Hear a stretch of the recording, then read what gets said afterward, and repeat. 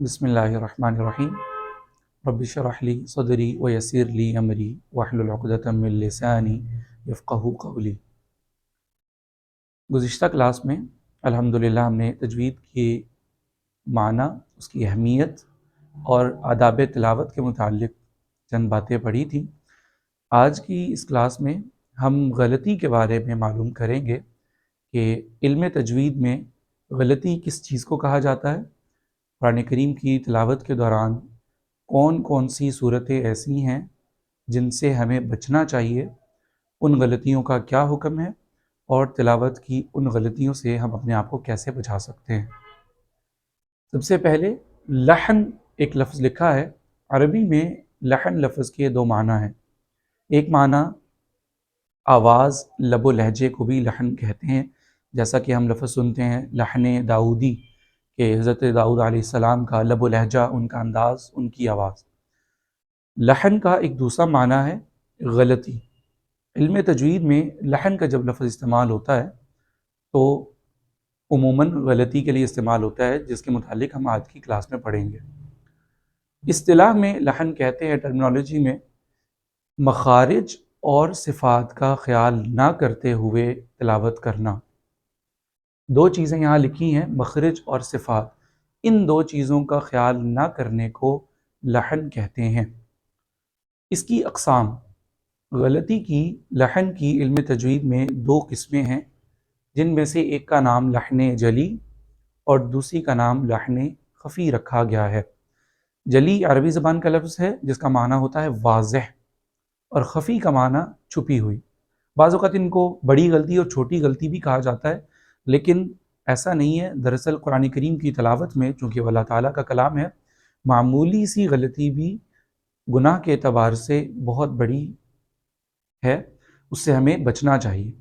لیکن ان کا نام جلی اور خفی اس لیے رکھا گیا کہ جلی جو لحن ہے یہ ہمیں لفظوں میں، حروف میں، حرکات میں دیکھنے سے پتہ چل جاتا ہے، سمجھ میں آ جاتا ہے کہ یہاں کوئی حرف، کوئی حرکت غلط ہو چکی ہے۔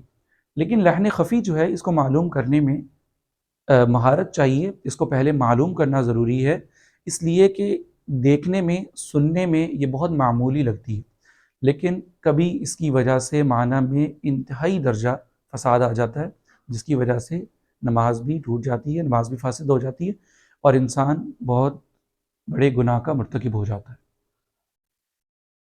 اصل میں غلطی کی بنیاد کیا ہے؟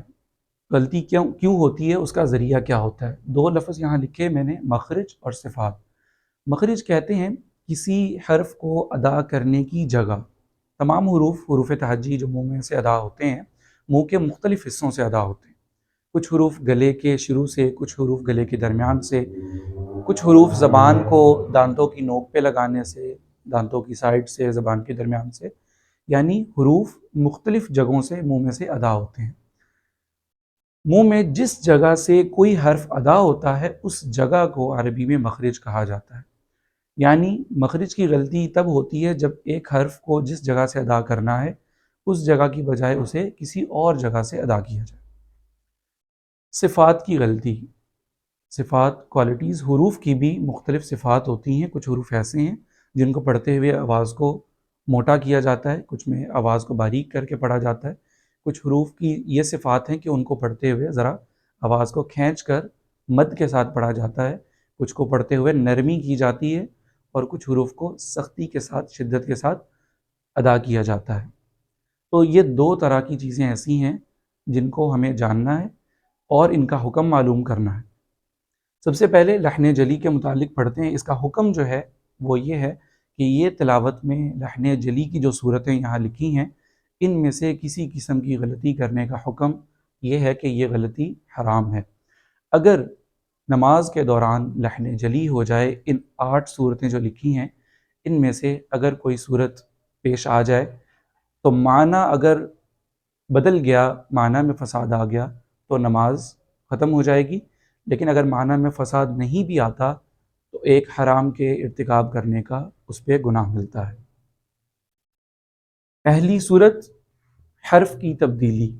ایک حرف کی جگہ دوسرے حرف کو پڑھنا، ایک حرف کی جگہ دوسرے حرف کی آواز نکالنا، لحن جلی کی پہلی صورت ہے، جس کی مثال الحمد، الحمد میں ہا کا لفظ اس کا مخرج گلے کے درمیان کا حصہ ہے، لیکن اس سے ملتا جلتا ایک اور حرف ہا ہے۔ الحمد کو ادا کرتے ہوئے ہا کی جگہ اگر مخرج میں غلطی کی وجہ سے ہا ادا ہو جاتا ہے الحمد، تو اس کو ہم حرف کی تبدیلی کہیں گے۔ یہ لحن جلی کی پہلی صورت ہے۔ نمبر 2، حرف کی تبدیلی کے بعد حرکت کی تبدیلی۔ اس کی مثال جیسے انعمتا، انعمتا میں تا کے اوپر زبر لکھا ہے، جس کا معنی ہے جو آپ نے انعام کیے، جو تم نے انعام کیے، لیکن اسی تا کی حرکت کو اگر زبر کی بجائے پیش سے بدل دیا جائے، انعمتا کو انعمتو پڑھا جائے، حرکت کی تبدیلی کی جائے، تو اسے لحن جلی کہا جائے گا، اور اس سے معنی بدل جائے گا۔ انعمتو عربی میں کہا جاتا ہے جو میں نے انعام کیا، اور انعمتا اے اللہ جو تو نے انعام کیا، جن پر تو نے انعام کیا، تو اسے معنی بدل رہا ہے، اور حرکت کی تبدیلی کی وجہ سے اس کو بھی لحن جلی کہا جائے گا۔ نمبر 3، ایک حرف کو قرآن کریم میں تلاوت کے دوران زیادہ کر دینا۔ یہ غلطی جو ہے بعض اوقات حرکات کو ان کی مقدار سے زیادہ کھینچنے سے ہو جاتی ہے۔ زبر زیر پیش جو ان کی حرکات ہیں، ان کے بارے میں یہ قاعدہ ہے کہ زبر زیر پیش کی ادائیگی میں ان کو ذرا بھی نہیں کھینچا جائے گا، لیکن اگر کسی حرکت کو کھینچ دیا جائے تو ایک اور حرف کی آواز پیدا ہو جاتی ہے، جس کو لحن جلی میں شمار کیا جاتا ہے۔ اس کی مثال جیسے الحمدو میں دال کے اوپر جو پیش کی حرکت آ رہی ہے، اس کو کھینچ دیا جائے تو الحمدو میں ایک اور حرف کی آواز پیدا ہو رہی ہے، واو کی۔ اس طرح کی غلطی کرنا بھی لحن جلی ہے، اس سے بھی معنی بدل جاتا ہے۔ نمبر 4، کسی حرف کو کم کر دینا۔ یہ پہلے غلطی نمبر 3 جو ہم نے پڑھی، کسی حرف کو زیادہ کر دینا، یہ اس کے اپوزٹ ہے کہ ایک حرکت جس کو کھینچ کے پڑھنا ہے، اس کے کھینچنے کی مقدار کو کم کرنے سے بعض اوقات یہ غلطی واقع ہوتی ہے۔ جیسے خلقنا، خلقنا میں نون کے بعد ایک الف لکھا ہوا نظر آ رہا ہے، جس کو تجوید میں حروف مدہ کہا جاتا ہے، اور حروف مدہ کو کھینچ کر ادا کیا جاتا ہے۔ خلقنا میں کھینچنے کی مقدار کو کم کریں تو خلقنا کی آواز پیدا ہوتی ہے، جس سے ایک حروف مدہ جو کہ الف ہے یہ کم ہو گیا، اس کو لحن جلی کہتے ہیں۔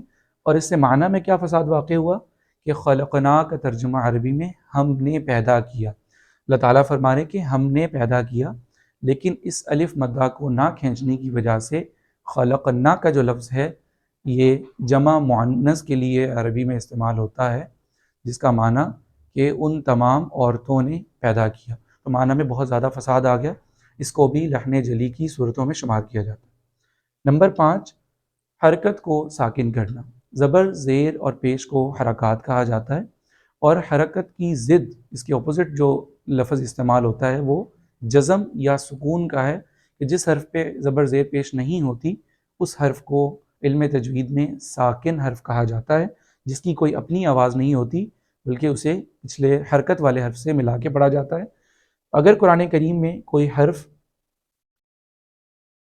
زبر زیر پیش کے ساتھ لکھا ہے تو اس کی زبر زیر پیش کو ہٹا کر اسے بغیر حرکت کے پڑھنا، یہ بھی لحن جلی میں شامل ہے۔ جیسے وجعلنا، جیم عین لام اور نون چاروں حرف پہ زبر ہے، لیکن ان میں سے اگر ایک حرف کو بھی اس کی حرکت ہٹا کے ساکن کر دیا جائے، وجعلنا کی جگہ وجعلنا پڑھ دیا جائے، تو یہ لحن جلی ہے۔ اس سے معنی بدل جائے گا کہ وجعلنا کہ اس نے بنایا، اور وجعل کا مطلب تم بناؤ، تو اس سے معنی بالکل بدل گیا۔